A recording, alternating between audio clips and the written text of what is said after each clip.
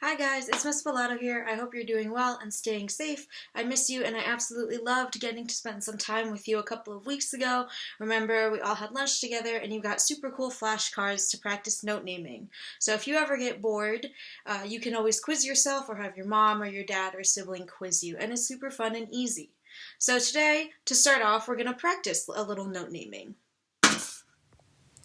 Okay, so instead of using flashcards and the camera, we're actually going to use a pretty cool website called musictheory.net. You can use this, you can go onto Google and type this in. They also have an app for purchase if you have an iPhone or an iPad, and it's called Tenuto. So go under exercises, and then we're going to go down to note identification. This is really helpful. It's basically like your flashcards, except you can tailor it a little more to make it either more or less challenging for you. So it's already set up the way I'd like it to be set up. If you look on the right-hand side, it actually gives you the letter names for every single space or line that we have. Those are called helpers. It also gives us a key signature, which is, remember, the sharps or flats at the beginning on the left-hand side of the staff. And so we are in our concert B flat key signature. So we have two flats. It is a B flat and an E flat, and we are in bass clef. If you wanted to change any of these features, or when you log on it might not display this exactly the way it is, you can go into this little gear on the upper right hand corner and there's a clefs button. So I clicked bass clef. When you probably log into this, it will have treble clef, so you just have to unclick that and then click bass clef instead.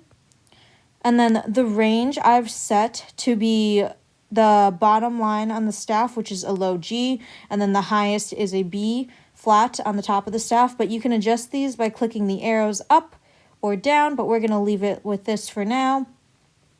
And then, as I said before, we have a B flat major key signature, but you can also adjust it and do all these other crazy key signatures if you'd like for a challenge. And then last thing, so we can leave the helpers on or we can take them off. I'm going to take them off to challenge you guys. And then if we wanted to, I'm not going to put it on for now, but if we wanted to, we can put on accidentals, which just means that it might have a flat or a sharp in front of the note itself. So we're going to take off accidentals. So this is obviously an F. You've recognized it probably just from practicing note names. We are going to give ourselves 10 seconds to be able to identify. So once I hit F, you're going to get 10 seconds to identify the next note. Okay, are you ready? Go.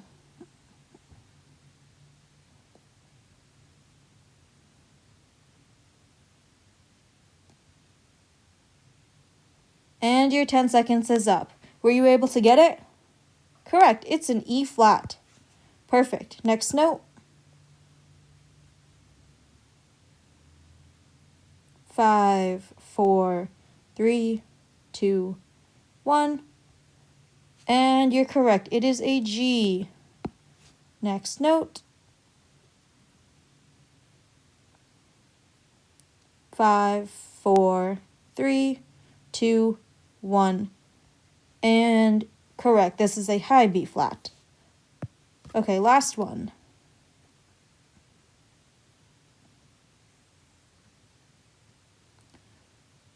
3, 2, 1.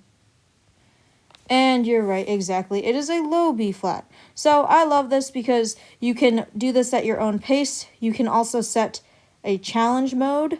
You can set a time limit. You can set a question limit. And then you can set multiple attempts. This is a really cool way to be practicing note names, and it's super easy and accessible. Okay, so now that we've practiced our note naming, we are going to actually play the trombone. So feel free, get your trombone out. And we are going to focus on the first 5 notes of our concert B flat major scale. So first, to review, I'd like to say the note name and the position on the trombone and finger along. So we're going to start on B flat, go up to F, and then back down to B flat. Ready? B flat, which is in first position, C in 6th, D in 4th, E flat in 3rd, F in 1st, and then we're going to go right back down. So back down to E flat in 3rd, D in 4th, C in 6th, and then B flat in first. And before we play this, I would like us to sizzle.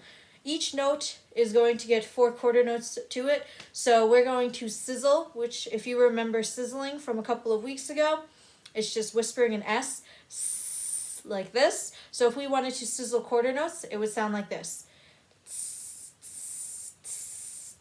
Go ahead and try it with me. Ready? Very good. So sizzling just helps you actually do the articulation or the tonguing or the tawing on the trombone, but without actually playing it, and so we can finger along and sizzle. For you, you guys are going to sizzle 4 quarter notes per note, so start on your B flat, and it's going to look like this.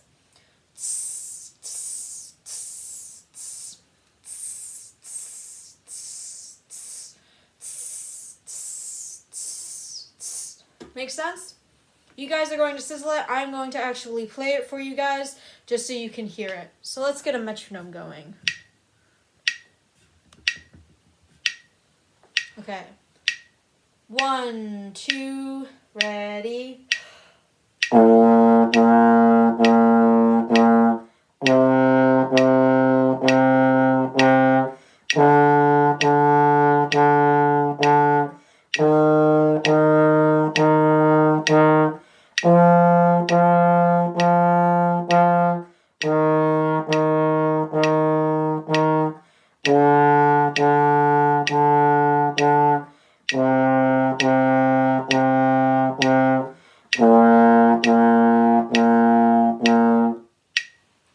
So feel free to try playing it on the trombone, starting on B flat.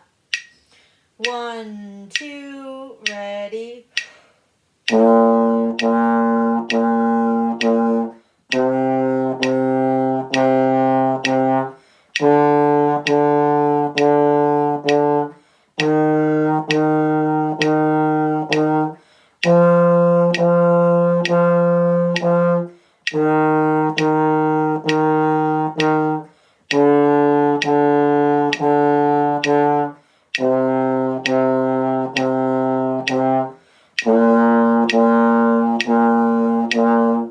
How did you guys do? Good.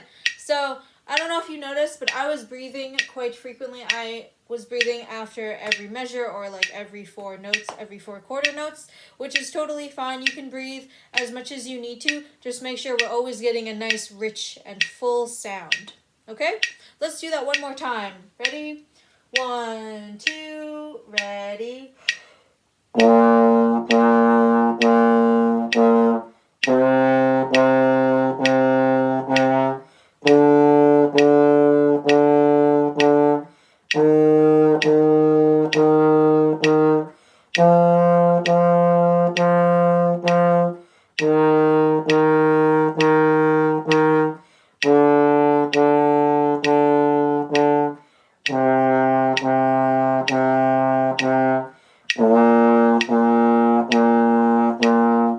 Good job. Okay, the next thing we are going to do is kind of combine our note naming game and us practicing the B flat major scale. So what you're going to see up here in the corner is a note on the staff. So take a look. This is a B flat. We all know this. We were able to identify it. You guys have been practicing your note names with your flashcards. So we're going to get 8 seconds in this little game we're playing. We're going to get 8 seconds to be able to identify that note and know what position it is on the trombone. So in this case, it's first position. And then after those 8 seconds are up, we are going to play it for 8 counts, or for 8 quarter notes. Okay? So for example, it would look like this. Let me set my metronome to 60 beats per minute. And we would get 8 seconds. Ready? 1, 2, 3, 4, 5, 6, and then get ready to play.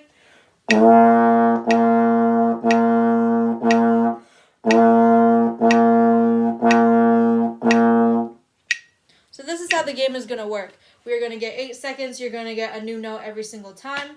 And then after you've identified it, after the 8 seconds are up, remember we need to keep that 8 seconds of silence for us to be able to look at it and then get ready on the trombone. And then we're going to play it for the 8 counts or the 8 beats like I just did. Okay, let's try it again.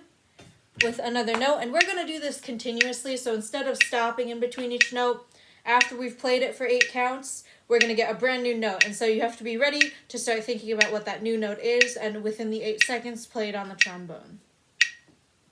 Okay, ready? So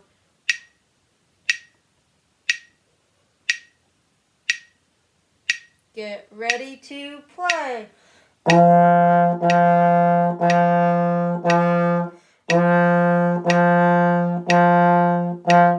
Next note.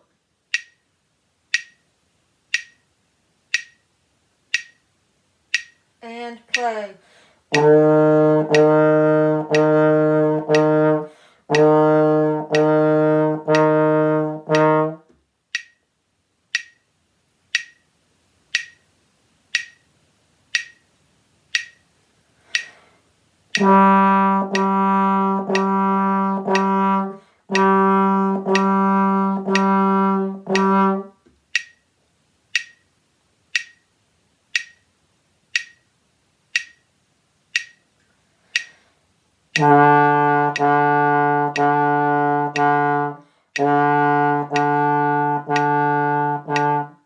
Last note.